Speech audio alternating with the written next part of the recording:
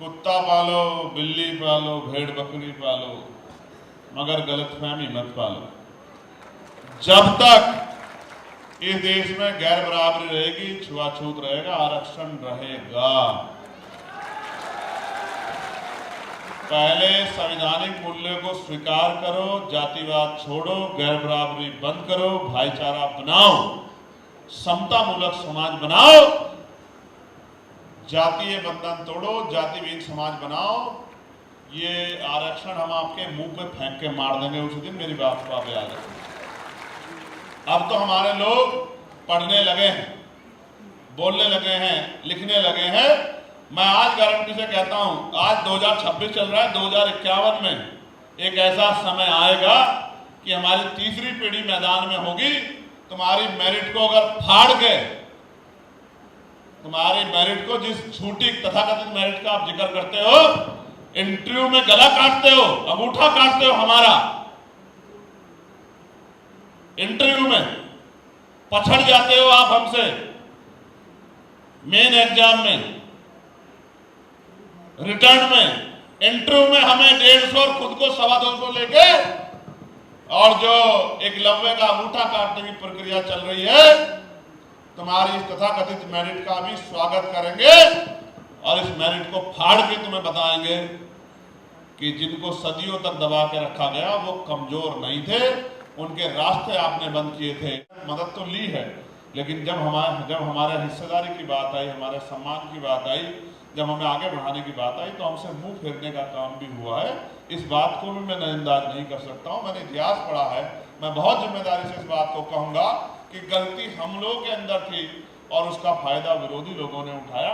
दूध बेच के उन्होंने हमारा घर चलाया है। मेरे पिताजी प्राइमरी स्कूल के टीचर थे, 6 परिवार के बच्चे, और खुद 2 वो पति पत्नी और परिवार के और लोगों का भी, रिश्तेदारियों का भी, भाइयों के बच्चों का भी, बहन के बच्चों का भी, तमाम जिम्मेदारियों को, क्योंकि एक व्यक्ति नहीं होता, एक समुदाय का जो सांस्कृतिक प्रकोष्ठ से जुड़ा होता है। भात होते हैं, जिम्मेदारियां होती हैं, लेन देन होता है, सहयोग होता है, एक बड़ा विस्तृत होता है। इसका उदाहरण कभी देखना हो तो देखना, जब शादी ब्याह होते हैं तो 300-400 लोग जुट जाते हैं। बारात में जाने के लिए बस कम पड़ जाती है। कुछ रिश्तेदार कहते हैं हम गाड़ी से ही जाएंगे, बस में नहीं जाएंगे, हमारा अपमान हो जाएगा। लेकिन जब अन्याय के खिलाफ लड़ने की बारी आती है तो वो रिश्तेदार भी गायब हो जाते हैं, ना बारात की बस भरी जाती, ना गाड़ी भरी जाती। समाज बड़ा विचित्र है। ये मेरा अनुभव है, प्रैक्टिकल मैंने किया। जब कहीं किसी की कोई साथ दुर्घटना हो जाती है, आप देखना, जब कोई हमारे बीच से चला जाता है, उसकी अंतिम यात्रा में हजारों लोग इकट्ठा हो जाते हैं, लेकिन जब वो न्याय की मांग कर रहा होता है तो सैकड़ों लोग जो कहते हैं, जो रोज उनसे कहते हैं कि हम आपके अपने, वो भी नहीं खड़े हो पाते। बहुत विचित्र स्थिति है। तो ये बात मैं आपको इसलिए बता रहा हूँ कि मेरे पास अनुभव है, मैं बहुत जमीन से आया हूँ। मेरे पिताजी ने किस किस तरह से पाल पोस के हमें बड़ा किया। 6 भाई बहन को पढ़ाना, उनके लिए मकान बनाना, उनकी आवश्यकता को पूर्ति करना, ट्यूशन से लेके उनके खान पीन को अच्छा रखना। अभी तो हमारी दूसरी पीढ़ी आगे बढ़ी थी तो हमें चीजें समझ आई हैं कि किस तरह से संघर्ष करना पड़ता है। तो मैं तो सामान्य परिवार से आया हूँ, इसलिए मैं इन बातों को जानता हूँ कि हालात बहुत अच्छे नहीं है। और मैं बात जिम्मेदारी से आपको कह रहा हूँ कि जो लोग आज आंदोलन वगैरह चला रहे हैं, वो हमें कुछ देने के लिए आंदोलन नहीं चला रहे। मैं गारंटी दे कहता हूँ, मैं कोरे कागज पे साइन करने को तैयार हूँ। अगर मेरे किसी भी समाज को, शेड्यूल कास्ट के किसी भी जाति को, पिछड़े वर्ग की किसी भी जाति को अगर हमारे हिस्से से भी काट के कुछ मिलेगा, मैं गारंटी देके कहता हूं, मैं चंद्रशेखर आजाद, मैं आपको एफिडेविट लिख के देता हूं कि मैं सबसे आगे खड़ा होऊंगा कि अगर मेरे किसी व्यक्ति को कुछ मिल रहा होगा, सबसे आगे खड़ा होऊंगा। आज मेरी बात को ऑन रिकॉर्ड नोट कर लो। मेरे 2 साथी जो बिल्कुल मेरे साथ कंधे से कंधा मिला काम करते हैं, भाई हिमांशु जी और अनिकेत जी, ये दोनों यहाँ इस बात के गवाह बैठे। हमारे यहाँ मीटिंग्स होती है, चर्चा होती है कि अगर कहीं किसी देने की बात आएगी तो मैं बताऊंगा। क्योंकि मैं इस बात को क्यों कह रहा हूँ कि जब मैंने इतिहास पढ़ा है तो मुझे महसूस हुआ है कि कहीं ना कहीं गलतियां हुई, कहीं ना कहीं विरोधाभास पैदा हुआ, कहीं ना कहीं चूक हुई है, कहीं ना कहीं इग्नोर किया गया, उसका खामियाजा हम लोग भुगत रहे हैं। इस बात को हमें समझना पड़ेगा। तो मैं बेवकूफ नहीं हूं, और जब आदमी बेवकूफ नहीं होता वो चीजों को और गहराई से समझता है। इसलिए मैं आपको कह सकता हूं कि जिस दिन आपको लगे आप अगर आपसे कोई आगे बहुत हवाई बातें करे कि हम आपको चांद पे बिठा देंगे, आपको ये दे देंगे, एक बार आप मुझसे विचार कर लेना, मुझसे चर्चा कर लेना।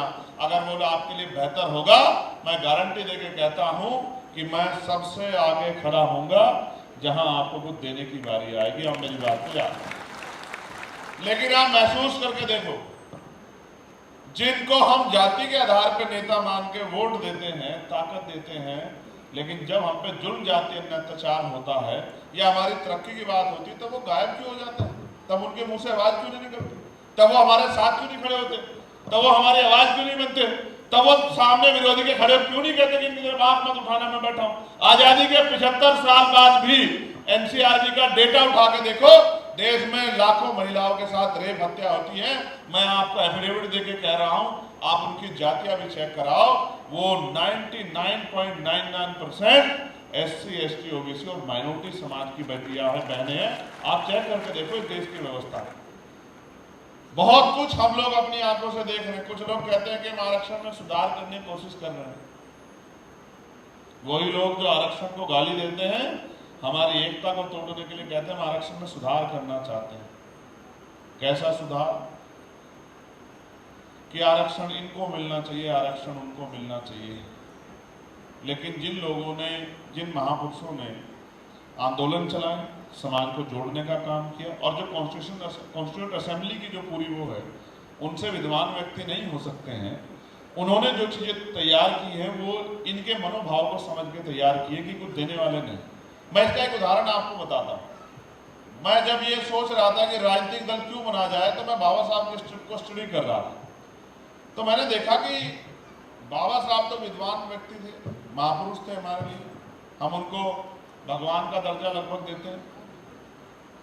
तो बाबा साहब अम्बेडकर ने अपने जीवन में 3 पार्टियां बनाई और कई सामाजिक संगठन बनाए, कई पत्रिका निकाली, कई अखबार निकाले। तो मैंने सोचा बाबा साहब अम्बेडकर बार बार क्यों बना रहे थे भाई पार्टियां?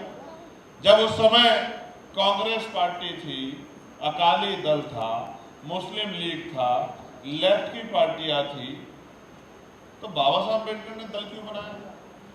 तो जब मैंने बाबा साहब अम्बेडकर को पढ़ा तो मुझे समझ आया, बाबा साहब अम्बेडकर ये कह रहे हैं कि जिन्होंने सदियों तक, हमारी बहनों के तनों में कपड़े नहीं थे, तन के ऊपर हम पे खाने को अच्छा भोजन नहीं था, हमारे लिए सरकारी विद्यालय नहीं खुले हुए थे, हम पे अच्छे रहने के लिए मकान नहीं थे, हम पे स्वास्थ्य सेवाएं नहीं थी। इतिहास इस बात का गवाह, जिन्होंने नहीं पढ़ी, मैं भोंदुओं से तो डिबेट करने से रहा। कोई आए सांसद किसी पार्टी का, आए राष्ट्रीय अध्यक्ष आकर डिबेट करे तो मैं डिबेट में जवाब दूं।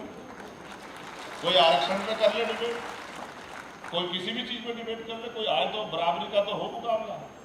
अब बताओ, जो जिसका मुकाबला हमारा जिलाध्यक्ष से, उनसे थोड़े डिबेट करूंगा है भाई, उनसे तो नहीं करूंगा।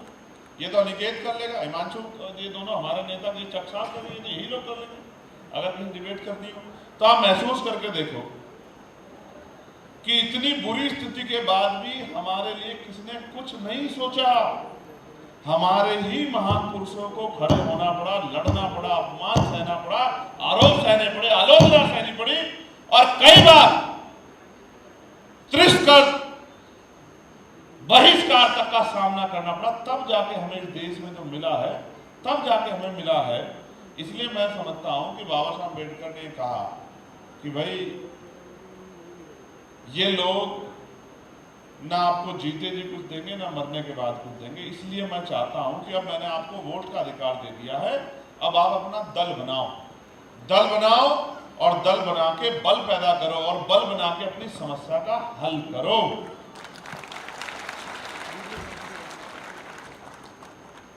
इसलिए उन्होंने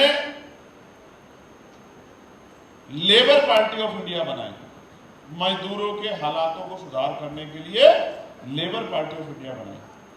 फिर जब आगे बढ़े तो शेड्यूल कास्ट फेडरेशन बनाई, और जब वो लखनऊ में 48-49 में आए तो पिछड़े समूह वर्ग के हमारे भाइयों ने, जो डिप्रेस्ड कम्युनिटी है पूरी आजादी से पहले, 50 से पहले, जिनको हम देखते हैं, पढ़ते हैं, उन्होंने ये कहा कि बाबा साहब आपने सेपरेट कर दिया शेड्यूल कास्ट बना के, हम भी आपके साथ काम करना चाहते हैं, तो आप इसका विस्तार करो। तो बाबा साहब अम्बेडकर ने इस बात को सही माना और रिपब्लिकन पार्टी ऑफ इंडिया का मसौदा तैयार करने के लिए दे दिया कि अब आरपीआई के जरिए हम लोग इस देश के हर कमजोर व्यक्ति को साथ लेके चलेंगे। इतना कुछ देने वाले, इतनी कुछ जो है देश के लिए बलिदान देने वाले, महिलाओं के लिए, मजदूरों के लिए। और मैं तो बताता हूं, हमारी बहन बड़ा अच्छा बोल रही थी, मैंने तो आज उनको सुना, मैटरनिटी लीव से लेके 8 घंटे का मजदूरों को जो काम 12 घंटे से घटा किया, ये सब बाबा साहब की देन है। तो महिलाओं को जो संपत्ति में अधिकार मिला, ये बाबा साहब अम्बेडकर की देन है। तो मैं ये सोच रहा था कि भाई बाबा साहब अम्बेडकर तो हमसे बुद्धिमान व्यक्ति थे, ज्ञानी व्यक्ति थे, महापुरुष थे। उनको इस बात का पता था कि ये दल ताकत तो हमसे लेंगे, काम किस अपने लोगों करेंगे। इसलिए उन्होंने हमें प्रेरित किया कि दल बना के बल पैदा करो, बल बना के अपनी समस्या का हल करो। उन्हीं के फॉर्मूले को हमने आगे बढ़ाने का काम किया है। हमने कोई नया काम नहीं किया है। हम ये जानते हैं कि आज जो सत्ता से बाहर है और गली गली कहते फिर रहे हैं कि हम आपको रोजगार देंगे, सामाजिक न्याय करेंगे, ये करेंगे, वो करेंगे, जब वो लंबे समय सत्ता में रहे, इनमें से एक भी काम उन्होंने नहीं किया। वरना हमारा पिछला आंकड़ा पूरा फिल होता, हमारा बैकलॉग खाली नहीं होता है। और जो आज सत्ता में है, जो धर्म के नाम पे भाईचारे की बात करते हैं, उन्हीं के लोग खड़े होकर हमें मिले संवैधानिक अधिकारों को खत्म करने की बात करते हैं। अगर हमें SC/ST एक्ट के रूप में प्रोटेक्शन मिला है, जो हमारी हत्या होने पे 8,25,000 रुपए का हमें मुआवजा देके कोर्ट में ताकत देता कि जाओ, जिसने हत्या की है उसके खिलाफ खड़े होकर मजबूत रह के सजा कराओ कि दोबारा तुम्हारे खिलाफ कोई खड़ा ना हो सके, तुम्हारे साथ जुल्म ना कर सके। तो ये भी इनसे बर्दाश्त नहीं हो रहा है। इसको भी कहते हैं खत्म करो, खत्म करो। आपको जानकारी के लिए बता देता हूं, जब से मैं लोकसभा में गया हूं, मैं SC/ST parliamentary committee, welfare committee का मेंबर हूं। जितने डिपार्टमेंट हैं जिनसे आप मुखातिब हो सकते हैं, बात करते हैं, आप पता करके देखना कि जब मैं उस कमेटी की मीटिंग में जाता हूं तो अगर एक व्यक्ति के साथ भी अन्याय होता है तो सामने वाले से लड़ जाता हूं कि मेरे व्यक्ति के साथ अन्याय नहीं होगा, याद रखना मेरे। आप पता करा के देख लेना। आपका कोई साथी बैंक में हो, किसी स्टेट की मशीनरी में हो, उस तरह से सेक्रेटरी, अंडर सेक्रेटरी हो, प्रिंसिपल सेक्रेटरी, आप पता करके देख लेना। DGP ADGP हो कि जब वो आदमी खड़ा होता है तो अपने लोगों की आवाज को किस तरह से उठाता है। तो मैं तो सबकी आंखों में चुभने लगा हूं, इससे मुझे कोई फर्क नहीं पड़ता। मैं कोई पट्टा करवा के नहीं आया कि भाई मुझे कोई डर हो। मैं जब तक जीऊंगा अपने लोगों के अधिकारों पे हमला नहीं होने दूंगा। ये बात का मैं आपको विश्वास दिलाता हूं। मैं लोकसभा में इसलिए गया, मैं लोकसभा के मैं तनख्वाह के लिए या जो किसी के आगे पीछे घूमने के लिए थोड़ा गया, और लोगों की आवाज उठाने के लिए गया। तो ये बात मैं आपको इसलिए बता रहा हूं कि अभी मैंने प्रस्ताव दिया 1 साल पहले कि ये जो SC/ST को कंपनसेशन मिलता है, मेरी बात को सुन लेना, बहुत इंपॉर्टेंट बात है ये। इसका जो इसमें मुआवजा मिलता है कम है, ये बढ़ा के 30 लाख रुपए होना चाहिए। अगर हमारे व्यक्ति की हत्या हो या उसके साथ कोई जघन्य अपराध हो तो कम से कम 30 लाख रुपए का मुआवजा उसको मिलना चाहिए। समझे मेरी बात को? मैं सिर्फ भाषण नहीं देता हूं, वो टेक्निकल काम जिसकी आवश्यकता है, लिखा पढ़ी काम, उसको भी करता हूं। तो मुझसे सब लोगों ने कहा साहब इससे क्या होगा? मैंने कहा इससे ये होगा कि जिस परिवार का कोई व्यक्ति चला जाएगा तो वो कम से कम उसके बच्चे भूखे नहीं मरेंगे, किसी के हाथ नहीं फैलाएंगे। वो कम से कम मुख्य धारा में तो नहीं, लेकिन कम से कम थोड़ा सा अपने आप को संभालने की कोशिश करेगा, उसको संभल मिले। बोले ठीक है, इस पर कोशिश करते हैं। मैंने कहा प्रस्ताव भेजो, बाकी गवर्नमेंट के ऊपर छोड़ दो, आपको प्रस्ताव भेजना चाहिए। मैं ये बात आपको इसलिए बता रहा हूँ, वही अकेला आदमी था जो पार्लियामेंट में प्राइवेट मेंबर बिल लाया कि SC/ST OBC के लोगों को प्रमोशन में नहीं, SC/ST OBC के लोगों को निजी क्षेत्र में आरक्षण मिलना चाहिए। जब मैं लेके आया तो इसमें बड़े लेख लिखे गए कि चंद्रशेखर तो आगे आरक्षण की मांग कर रहे हैं। क्यों ना करें आरक्षण की मांग, क्यों ना करें?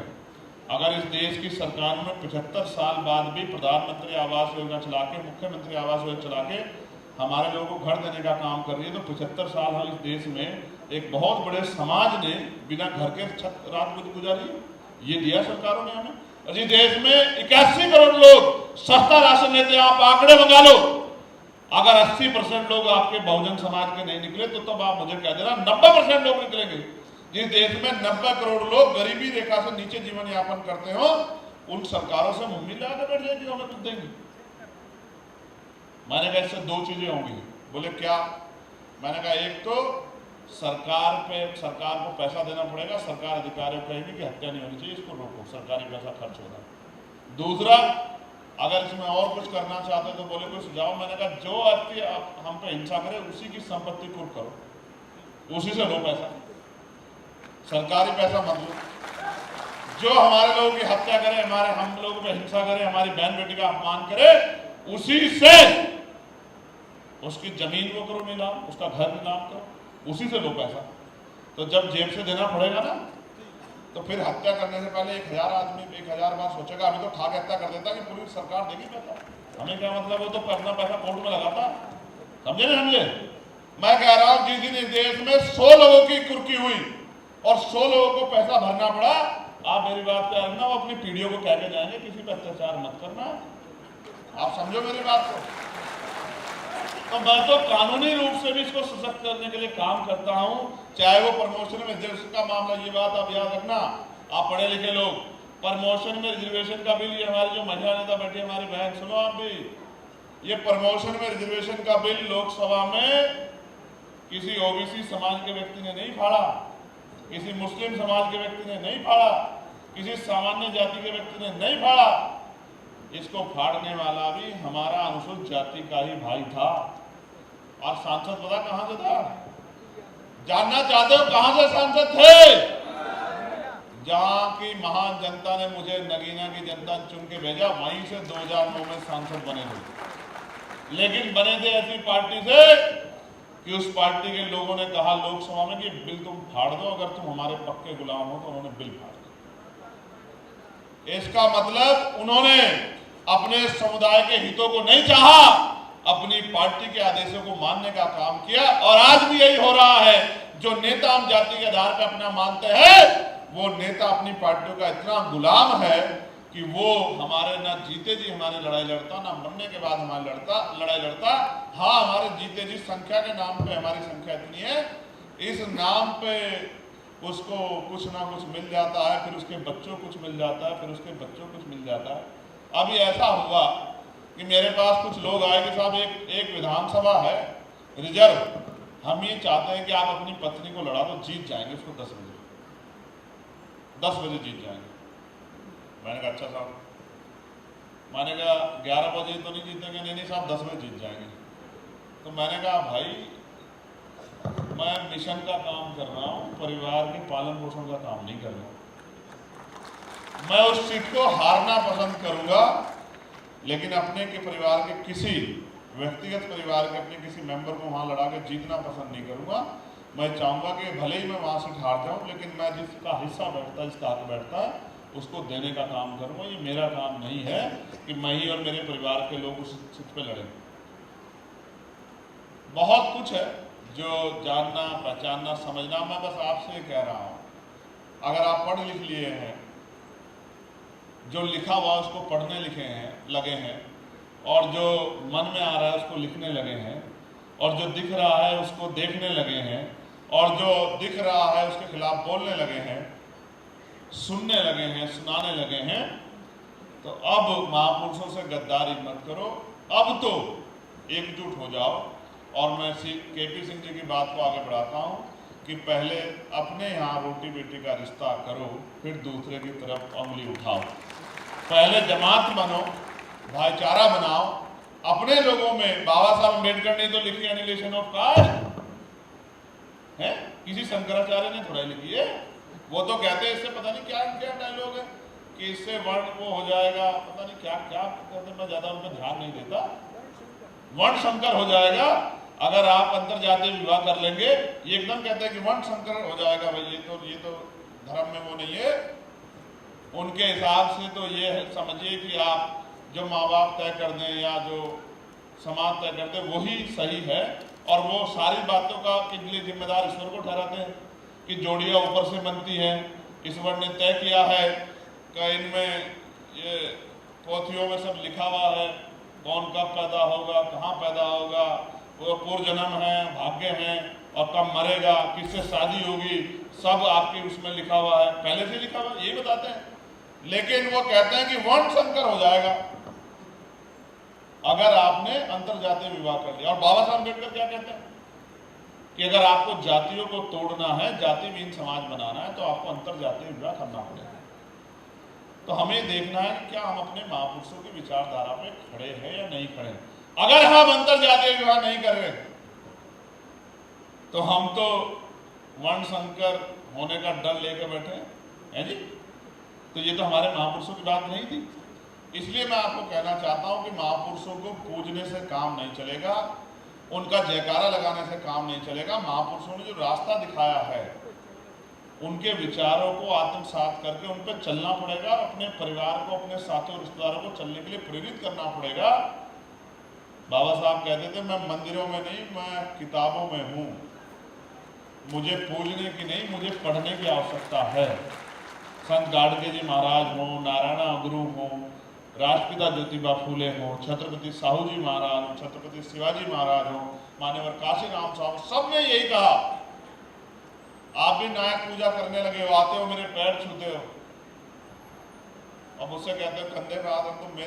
मेरी हाथ में कोई जादू है ही नहीं, और मैं पैर में कुछ रख के लाता नहीं जो आप उठा के ले जा लोगे। जिसको छू के आप बड़े नेता बन जाओगे, बहुत ज्ञानी बन जाओगे। किताबें नहीं पढ़ोगे तो कुछ भी नहीं बनोगे, समझे। तो ये पैर छूना, दंडवत होना, सर पे हाथ रखवाना, और इसको हमारे यहाँ महापुरुषों की लिखी किताबों में चाटुकारिता कहते हैं। चाटुकारिता, कुछ लोग तो मन से प्रेम की वजह से करते हैं वीरू, लेकिन ये इसको चाटुकारिता कहते हैं। नेता को खुश करना, मैं ना तो मैं वो नेता हूं जो इन चीजों से खुश हो जाऊं, है जी, और ना ही मैं अपने महापुरुषों के विचारधारा के खिलाफ हूं। मैं तो जानता हूं कि मिशन में नायक पूजा मिशन को बर्बादी की तरफ ले जाती है, इसलिए नायक पूजा मत करो। जो मैं कहता हूं उस पर खड़े हुआ करो, उस वो काम किया करो। फिर आप देखो, आपकी तरफ मैं आज कह रहा हूं और एफिडेविट लिख के कह रहा हूं, लिख लो, जिस दिन ताकत बन जाएगी आपकी तरफ, कितना भी बड़ा सामंतवादी क्यों ना हो, जब आप गुजरोगे तो घूर के नहीं देख पाएगा आपको। मेरी बात को आप याद रखना। मैं मानवता का विरोधी नहीं हूं, लेकिन अगर किसी को अहंकार हो कि वो माफिया है, वो बहुत बड़ा ताकत है, तो समय बदलता रहता है, लोकतंत्र है ये। आपकी तरफ और जो हमारे माथे का गौरव है, हमारी बहन बेटियां, उनकी तरफ तो आंख उठाना, ये तो सपने में भी नहीं सोच पाएगा कोई। देखो, इतनी सरकारें आई, मैं किसी पर टिप्पणी नहीं कर रहा हूं, लेकिन आज भी अन्याय होता है ना। मैं आज आपसे कह रहा हूं मेरे लोगों, 1 महीने के लिए ताकत मेरे हाथ में दे दो। अगर जिस दिन ताकत मिलेगी और 1 हफ्ते के बाद उस पूरे 1 महीने, उस बचे हुए 23 दिन में अगर आपके ऊपर किसी ने आंख उठा दी और वो रात को अपने घर सो गया, तो मैं लिख के देता हूं, राजनीतिक इस्तीफा दे दूंगा। एफिडेविट दे कह रहा हूं, लिखवा लो मेरे लोगों। आज कह रहा हूं, अगर वो 7 दिन के बाद, प्रक्रिया में आने के बाद, अगर उसने 23 दिन में अन्य अत्याचार किया और रात को वो घर सो गया, तो मैं आपको लिख के कह रहा हूं, मैं उस दिन इस्तीफा देके, राजनीतिक इस्तीफा देके राजनीति छोड़ दूंगा, घर बैठ जाऊंगा। मैं फिर कह रहा हूं, ये आपका 24 कैरेट है हर चीज में। आप इसको, मैं फिर आपसे कह रहा हूं, हमें तो लड़ना कितने लोगों से पड़ रहा है, मैं आपको बताता हूं। देखो सुनो, जैसे हमने एक साहब को आए वो कि साहब मैं लड़ना चाहता हूं, हमने उनको अवसर दे दिया। संगठन में जातियां नहीं है, ये सारा संगठन अपना है। इसीलिए पिछले दरवाजे से ये सरकारें आरक्षण खत्म करो, SC/ST एक्ट खत्म करो, प्रमोशन रिजर्वेशन खत्म करो, इन सब चीजों को पिछले दरवाजे से राजनीतिक षड्यंत्र कर करके अपने लोगों से चलवाती है, फिर कोर्ट में भिजवाती है, फिर कोर्ट से ऑर्डर करवा देती है। हम सब देख रहे हैं, आप खुली आंखों से देख रहे हैं। लेकिन मैं अभी 4 मेडिकल कॉलेज का इश्यू था, जो स्पेशल कंपोनेंट प्लान का पैसा केंद्र सरकार द्वारा 70% आया और 30% राज्य सरकार ने लगा के 4 मेडिकल कॉलेज उत्तर प्रदेश में बनाए। पहला कहां बना? सहारनपुर में। दूसरा कहां बना? कन्नौज में, तीसरा काम बना जालौन में, चौथा काम बना अम्बेडकर नगर में। 4 मेडिकल कॉलेज बने। विशेषता क्या है? 90 मेडिकल कॉलेज हैं, प्राइवेट सरकारी 90 मेडिकल कॉलेज हैं उत्तर प्रदेश में। इन 4 मेडिकल कॉलेज में विशेषता क्या? देखो समझने की बात, इन 4 मेडिकल कॉलेज में 70% सीटें SC ST के बच्चों के लिए आरक्षित है, क्योंकि 70% पैसा स्पेशल कंपोनेंट प्लान का आया। ठीक है, जैसे मुस्लिम समाज के भी कुछ इंस्टीट्यूशन है, जैन समाज के भी हैं, और समाजों के भी हैं, वो उनके पैसे से बना है, तो उनमें उनका प्रतिभा कमेटी, उनकी बोर्ड वोट सब उन्हीं का होता। तो इन 4 मेडिकल कॉलेज में 70% सीटें रिजर्व है, और उन 70% रिजर्व सीटों में शेड्यूल कास्ट की हर जाति के बच्चे को डॉक्टर बनने के लिए सीट मिलती है। ठीक है, ना किसी एक जाति के लिए है, ना किसी एक धर्म के लिए, शेड्यूल कास्ट के लिए। अब क्या हुआ, पिछले साल एक लड़की चली गई कोर्ट में कि साहब देखो यहाँ 70% रिजर्वेशन है, इसलिए मुझे सीट नहीं मिल रही है। कोर्ट ने ऑर्डर कर दिया कि 70% रिजर्वेशन नहीं हो सकता, बिना जानकारी के, बिना किसी बात के स्टे लगा दिया। और इस बार मेडिकल कॉलेज के बच्चे आंदोलन कर रहे हैं, जो बच्चे जिनको सीट चाहिए भी नहीं, जो पढ़ रहे हैं। एक बात इंपॉर्टेंट बात है, ये जाते हैं नहीं तो उनकी मदद करने के लिए, लेकिन देखो गजब की बात सुनो। एक डॉक्टर प्राइवेट मेडिकल कॉलेज में एक डॉक्टर बनाने के लिए, एडमिशन कराने के लिए करोड़ों रुपए की डोनेशन चाहिए, और प्राइवेट मेडिकल कॉलेज में करोड़ों रुपए फीस लगती है। तो 200 डॉक्टर कम बनेंगे हमारे, अगर ये हमारी 70% सीटें इन 4 मेडिकल कॉलेज में चली गई। कितने डॉक्टर? 200। कितने डॉक्टर? 200 डॉक्टर कम। लेकिन आप अपने दिल पे हाथ रख के बताओ, जो ठेकेदार बने हुए हमारे जाति के आधार पे, जो सरकार कहती है कि भाई हम दलितों के, पिछड़ों के हितैषी हैं, बताओ हमारे 200 डॉक्टर हमसे छीने जा रहे हैं, क्यों नहीं उनके मुंह से बात निकल रही है? क्यों नहीं निकल रही? 69,000 शिक्षक भर्ती में 20,000 पदों पर जो घोटाला हुआ, हमारे 20,000 टीचर जो बनते हैं SC ST OBC के, वो घोटाला आपने कर लिया। मैं ये बात समझाने की कोशिश आपको कर रहा हूँ कि हम मिलके भी 200 करोड़ रुपए इकट्ठा नहीं कर सकते हैं। जितने लोग हम यहाँ मौजूद हैं, अगर हम मिलके एक एक पैसा जुटाए तो 200 करोड़ रुपए इकट्ठा नहीं कर सकते भाई। लेकिन 200 करोड़ जो इकट्ठा करके 200 डॉक्टर बनाने का प्रयास हम करेंगे, वो ताकत हमसे छीन ली गई, सिर्फ और सिर्फ ये दिखा के कि हिंदू हिंदू भाई भाई। हम तब तक भाई हैं जब तक हम आपकी पार्टी को वोट कर रहे हैं, आपके साथ धर्म का नारा लगा रहे हैं, आपके कैसे मुसलमानों के सामने तन के खड़े हो गए, लाठी डंडे लेके खड़े हैं। लेकिन जब हमारे बच्चों के हक अधिकार की बात आएगी तो मुसलमान नहीं आ रहा आरक्षण का आंदोलन के खिलाफ आंदोलन करने, SC ST एक्ट के खिलाफ आंदोलन करने। SC ST एक्ट उस पर लगता है जो अपराध करता है, जो अपराध नहीं करता उस पर SC ST एक्ट नहीं लगता। और ताकतवर लोग SC ST एक्ट का दुरुपयोग कर सकते हैं, कमजोर नहीं कर सकता है। हमारा तो 90% समाज कमजोर। ठीक है, हम तो थाने में जाते डरते हमारे लोग, अब तो जाने लगे। ये जब से भीम आर्मी के लोग काम करने लगे हैं, ये नव जागृति कठेरिया धानुक समाज महासंघ के लोग काम करते, तब से थाने में जाकर आप साथ मिला के बात करने लगे। ऐसा चलो क्यों भाई FIR क्यों लिखी? वो कहता है कि नहीं लिख रहे हैं। कब लिख रहे हो? FIR लिखो, FIR लिखो, बताओ गिरफ्तारी कब करोगे वरना आंदोलन हो जाएगा। तो कहते हैं यार ये नीले पटके वाले हैं तो FIR लिखनी पड़ेगी। समझ रहे हो? लेकिन सोचो जब ये नहीं थे संगठन, तो जिन नेताओं को वोट कहते थे वो कहते हमारी सरकार नहीं है। भाई सरकार नहीं आएगी तो क्या समाज को बढ़ने के लिए छोड़ दिया जाएगा? नहीं, सरकार नहीं है तो सड़कों पे लड़ेंगे, आवाज उठाएंगे, आंदोलन करेंगे, मूवमेंट चलाएंगे। और जिस दिन सरकार आएगी, मैं गारंटी से कहता हूं थाने का दरवाजा नहीं देखना पड़ेगा मेरे लोगों, मेरी बात को। फिर तो इधर से एक फोन आया करेगा बूथ के वर्कर का कि साहब ऐसी वहां एक घटना हो गई है, या उनकी पेंशन नहीं बंधी, या उनका मकान गिर गया, कोई ऐसी होगी, तो तत्काल वहां से फोन आया करेगा अनिकेत जी का कि सुनो अगर शाम तक ये तैयार नहीं हुआ तो शाम के बाद बोरी बिस्तरा बांध लेना, किसी और जिले में कटेगी सुबह, सूरज कहीं और निकलेगा। तो फिर वो क्या करेंगे? वो करेंगे जो हाथरस के समय हमने देखा, जब हम हाथरस के परिवार से दूसरी बार मिलने के लिए गए तो बड़े बड़े गड्ढे हो रहे थे, गंदगी पड़ी हुई थी। रात को 1:30 बजे हिमांशु जी ने मुझे उठाया कि भाई साहब कुछ देखोगे उठ के। मैंने क्या कि वो सेक्रेटरी भी आ गया, एडीएम भी आ गया, एसडीएम भी आ गया, प्रधान भी आ गया, और रात को सड़क बना रहे हैं। भाई साहब आओ दिखाता हूँ आपको। मैं उठ के गया 2:30 बजे, तो सड़क बन गई। ये हमने तब सुना था कि कभी मुख्यमंत्री आता है तो सड़क बना देते हैं रात की रात में, अधिकारी पूरी रात बेलचा लेके खड़े होते हैं उनके पास कि भाई बनाओ बनाओ, सुबह का दौरा है। ठीक है, तो हमने कहा भाई बात तो सही है, अगर सरकार अपने पे आ जाए तो फिर तो भाई हो सकता है। मैं आज आपको कह रहा हूं, ये जो हमारे साथी स्कूल ठीक करो आंदोलन चला रहे हैं, 3 साल पहले अधिवेशन में मैंने भीम आर्मी के साथियों को कहा था कि आप 1 लाख पाठशालाएं देश के अंदर खोलो दिल्ली से, क्योंकि शिक्षा के हालात बहुत खराब। और आप जानते हैं ये तो बेचारे अब आंदोलन चला रहे हैं। मैं जब से मैं सांसद बना हूं लगातार कॉलेजों का दौरा करके, कॉलेजों में किस तरह के, स्कूलों में किस तरह की व्यवस्था है उनकी जांच करके, जो नहीं होती अपने आप से भी करता हूं, और अधिकारियों को कह के वो करवाने की कोशिश करता हूं। और 6 महीने पहले से मैं सबसे कह रहा हूं कि कक्षा 1 से 12 तक की पढ़ाई मुफ्त करो और क्वालिटी एजुकेशन दो।